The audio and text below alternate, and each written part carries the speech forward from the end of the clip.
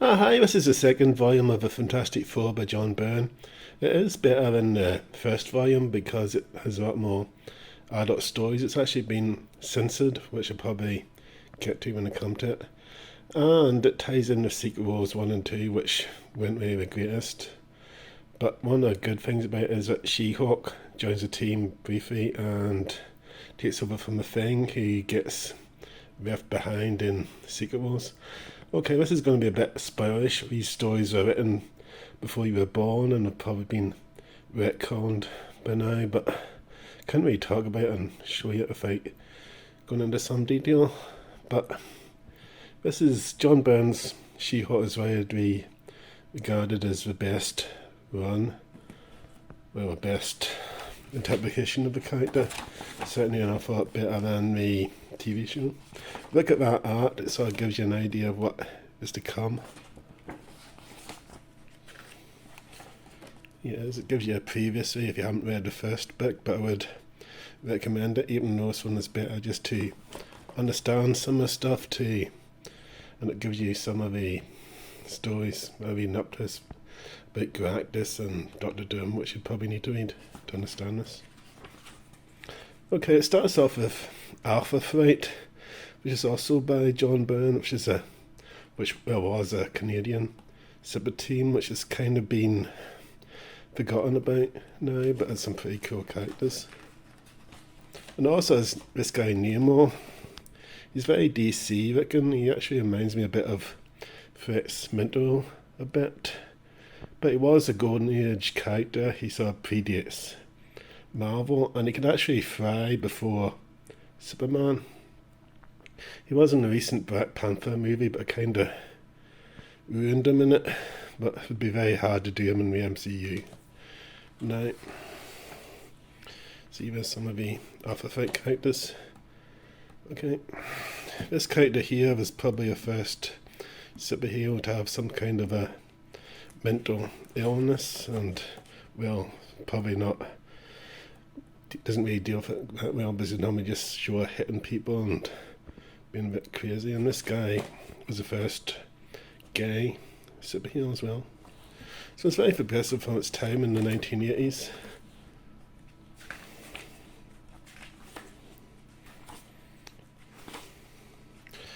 And it sort of like really gets going with this, well, with the trial of Reed Richards, which is coming up. Yep. Some backstory to the Fantastic Four. And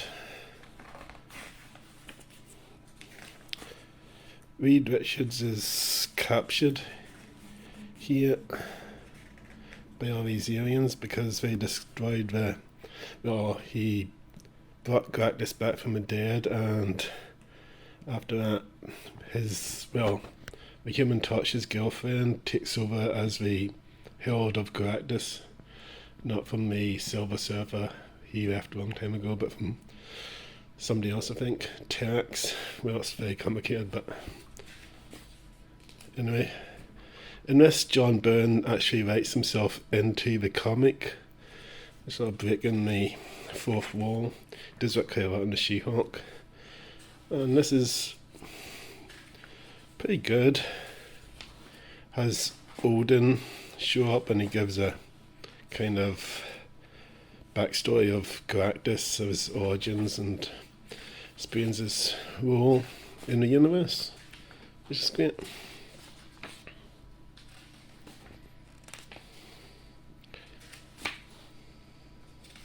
Some of the Fantastic Four's home life.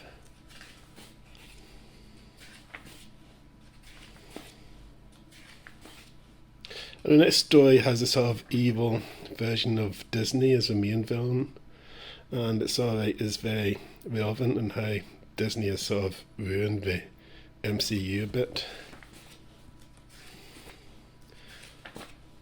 And it brings back the Mole Man and has a homage to the first Fantastic Four cover, which is good. The next story is a tie-in to Secret Wars 1, which you probably wouldn't have heard of, but wasn't really that great. I wouldn't even compare it to Crisis on Infinite Earths. It's just a story we did in the early 80s to try and sell toys and just was superheroes and villains fighting each other in a different universe.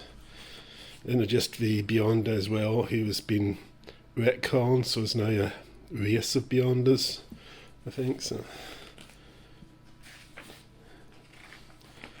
it isn't too great, but there's a side story about the Invisible Girl being pregnant, and it actually gets a bit ad hoc because she sort of like has problems, and she ends up losing the baby, which is quite serious.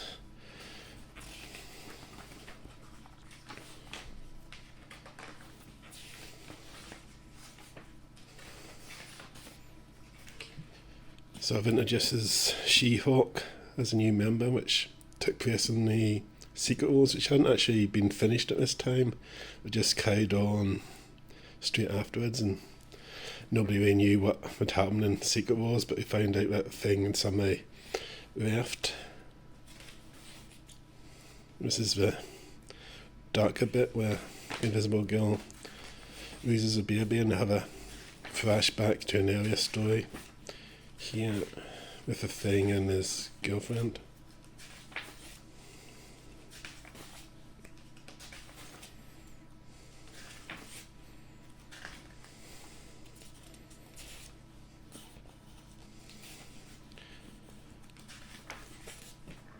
Reed Richards asked for help of Bruce Banner and even Morbius from the movie to try and save his wife, but they have to get Dr. Octopus, who's her last hope somehow, which got an idea how this goes, but I won't spoil it too much for you. This ties in with the X-Men, with the return of Jean Grey, or the Phoenix. Mind you, she wasn't really ever a Phoenix. The Phoenix was a cosmic entity that impersonated her. Well, that's how it was being retconned to bring her back in this. It's been done in 2 movie franchises, well, and it hasn't really worked in any of them, unfortunately. So here it is, the return of Jean Grey.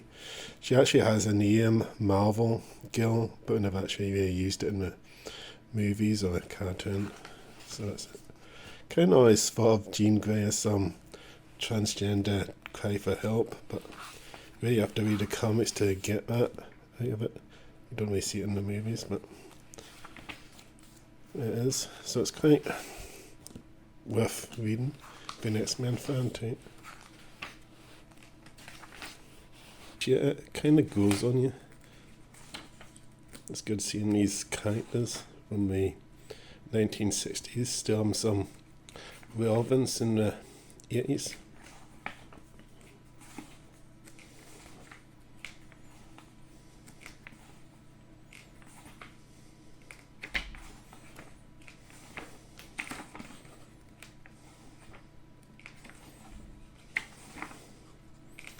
And this is Kang, who's in the MCU. He actually turns out to be Reed Richards' dad, which probably won't make much sense now. Yeah, spoilers ahead.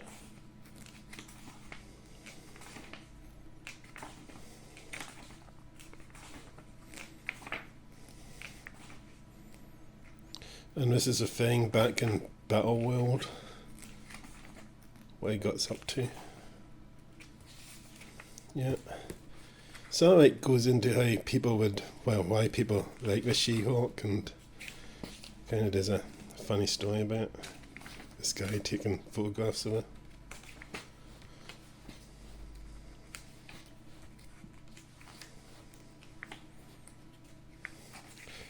There's another story about witches and stuff. It has don't know how to pronounce that. Mephistopheles, who's also going to be in the MCU, but it's going to be a complete joke, sadly.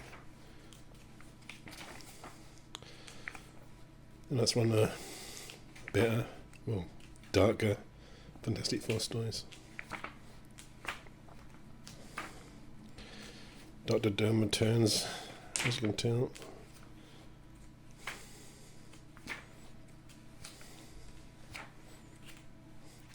This is an adult story. It's one of a censored one, and just introduces a character called the hate monger, and his words are censored in this, and you can probably guess what they are, but it is a $125 comic book, so it's surprised that it's censored, but it probably wouldn't go down too well. I don't want to say my words because my channel's in a bad way, and this is where the invisible girl sort of like joins or gets brainwashed by hate monger and turns evil. It doesn't last too long, fortunately. And we end up going to this microverse to get the villain that's behind the hate monger. And it's all very adult stuff about Susan Reed's worst nightmares about her husband being old and how she lets everybody die, and at the end of it she changes the name to from the Invisible Girl to Invisible Woman. That's one of the better fantastic story, 4 stories. And this one here is also fantastic. It's where a boy ends up killing himself, copying the Human Torch. He sets fire to himself, which is surprisingly dark for a comic, but the 1980s were like that. Sort of has the Beyond in it, which kind of ruins it a bit. You see, sort of gets the idea to become a Human Torch and ends in tragedy, but the comic actually explains that his life wasn't wasted entirely, and that he got the comics helped him rev, it didn't just ruin his life. So it's still a very sad story, and there's a lot of cosmic stuff here too, with the Avengers and a Skrull story.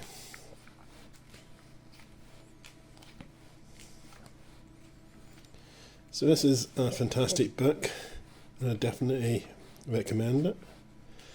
If you're a comic collector, I know it's pretty dear. That's the Beyonder. He was based on Jim Shooter, I think. He was head of Marvel at the time, so it's kind of funny that he wrote himself into it as the most powerful being in the universe.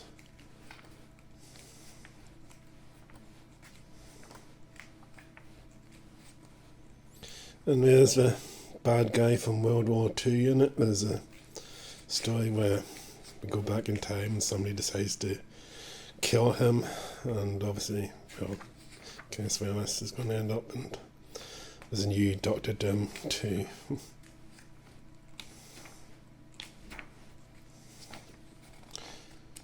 One of the other things is it has the last Galactus story, which sadly wasn't finished, so we never know what happens to Galactus. There's a few other things like what ifs the Fantastic Four never gained their powers and stuff, so I would definitely recommend buying this, and has some of the extra stuff you normally find in a Omnibus too. So that's it, but hopefully you will get a chance to check this book out yourself sometime, and thanks for watching. Bye.